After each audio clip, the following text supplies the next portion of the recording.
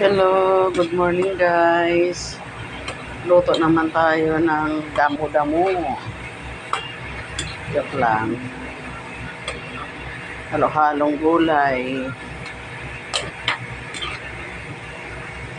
Ginataang with matching sili-sili para pampagana sa kain.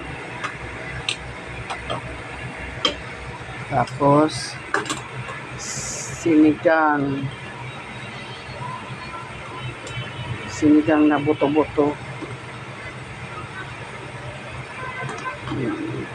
Pinapalambot ko pa yung baboy niya. Pero may timpla na yan.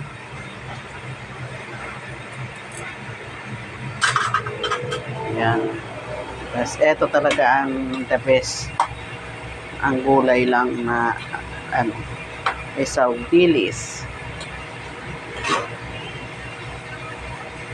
Yan. Thank you guys.